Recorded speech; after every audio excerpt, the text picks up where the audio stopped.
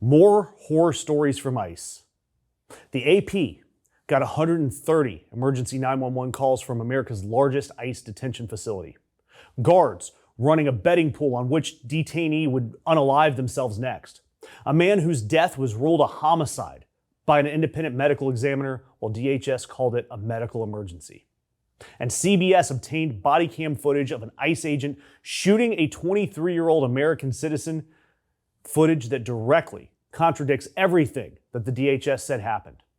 The cruelty and the cover-up is the point of all of this. The consequence of electing Trump, a terrible human being, is that other terrible human beings will crawl out of the shadows and behave like monsters in broad daylight.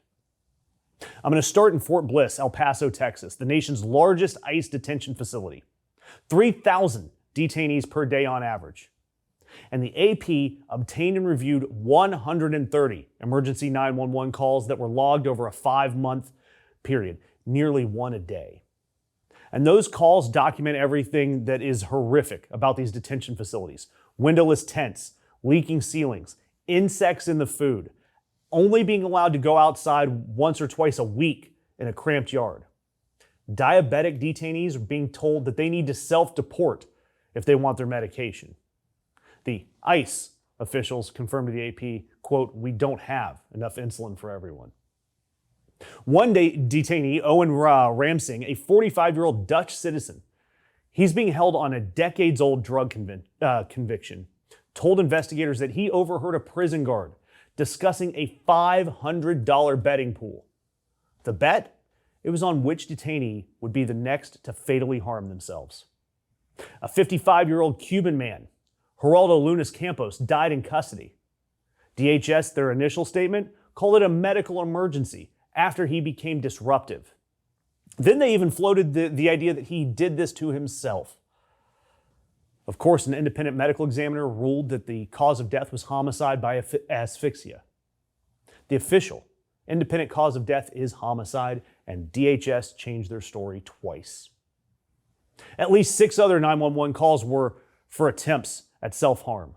A 36-year-old Nicaraguan man died that way, just days after being detained in January. And now that facility is currently closed to outside visitors for a measles outbreak. DHS says everything is fine. Yeah, it sure seems that way. The worst humans running our country and running these detention facilities.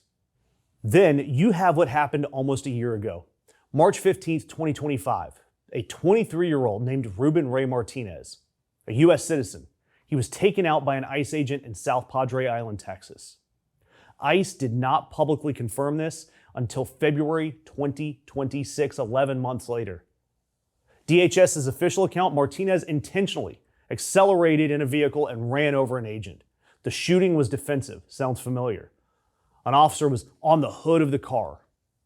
So, Trump's CBS News got the body cam footage from the South Padre Island Police Department, and the footage shows something completely different.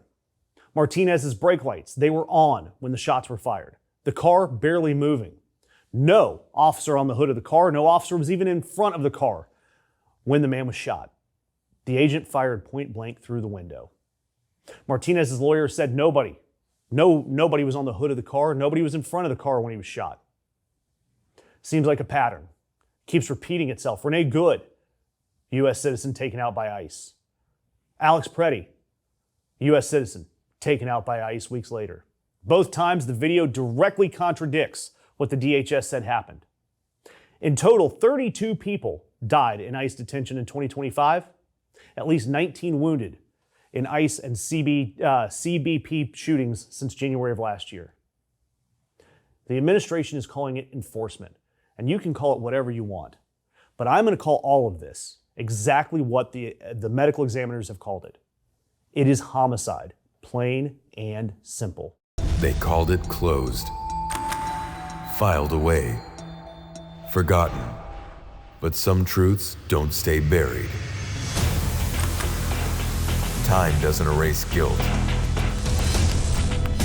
A reckoning is always just around the corner. A death in Arcadia. Justice has a long memory.